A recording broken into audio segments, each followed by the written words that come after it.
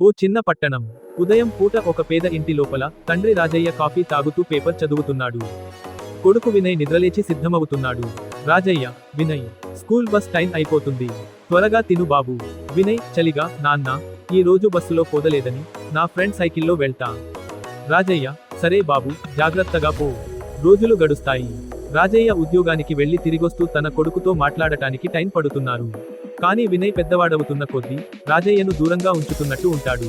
ఒక రోజు వినయ్ స్కూల్ నుంచి వచ్చి అలసటగా బెడ్పై పడతాడు.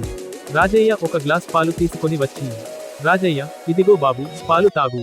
అలసిపోయినట్టు ఉన్నావ్. వినయ్ స్నేహితుల వాట్సాప్ చూసుకుంటూ, నాన్న, బానే ఉంది. తరువాత తాగతా. ఆ మాట విని రాజయ్య కళ్లల్లో బాధ కనపడుతుంది. కానీ అతను ఏమీ చెప్పడు. కేవలం చిరునవ్వుతో వెళ్తాడు. ఒక రోజు స్కూల్లో ఫాదర్స్ డే సందర్భంగా విద్యార్థులు తండ్రి గురించి మాట్లాడాలని చెబుతారు.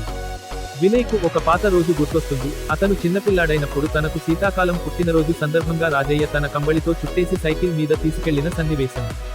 అప్పుడు రాజయ్య చేతులు గడ్డిపోతున్నా కూడా వినయ్ గాఢ నిద్రలో చలికి ఇబ్బంది పడకుండా చూసిన ప్రేమ గుర్తొస్తుంది. అక్కడే వినయ్ కళ్లలో కన్నీళ్లు చేరతాయి. ఇంటికి వచ్చి వెంటనే తండ్రిని చూస్తాడు. వినయ్, నాన్న. రాజయ్య, అబ్బా, ఏం బాబు, ఇలా చూస్తున్నావ్? వినయ్ అతని దగ్గరికి వెళ్లి ముద్దు పెట్టి, నాన్న, నీవు నన్ను ఎంతగా ప్రేమిస్తున్నావో నేడు నాకు నిజంగా అర్థమైంది. నీ ప్రేమను నేను ఎప్పుడూ మర్చిపోను. రాజయ్య కళ్ళతడిగా, నిజంగా బాబు, నువ్వు ఆనందంగా ఉండటం కోసమే జీవించాను నేను. నినాదం: ప్రేమ పంచే మనిషి ముందుగా మన ఇంట్లోనే ఉంటాడు. మన తండ్రి రూపంలో.